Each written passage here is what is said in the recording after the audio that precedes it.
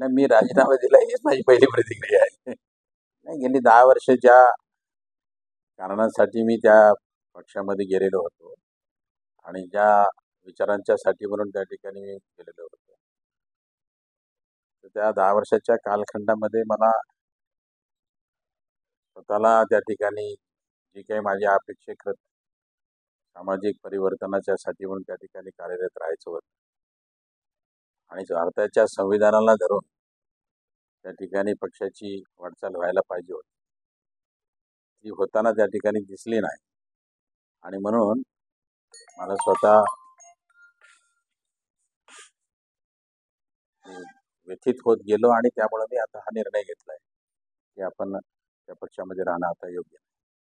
राजीनामा दिल्याच्यानंतर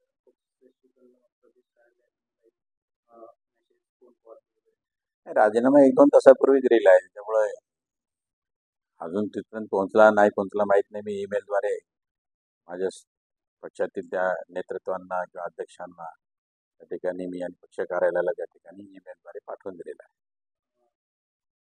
भाजपमध्ये काही चव्हाणांनी प्रवेश केला त्यामुळे असताना अशोक चव्हाण यांनी भाजपमध्ये आल्यामुळे नाही, पक्षांतर तरी होतच असतात ना, त्याच्यामुळे ते आल्यामुळं बळ मिळालं न मिळालं हे लोकसभेच्या निवडणूकच त्या ठिकाणी निकालच त्या ठिकाणी सांगेल.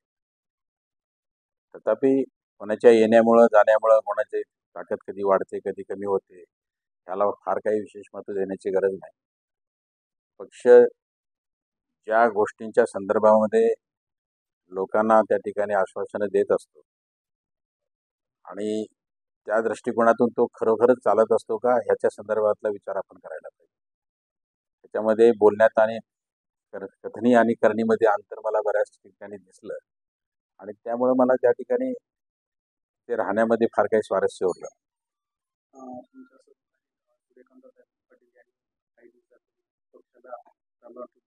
राष्ट्रवादी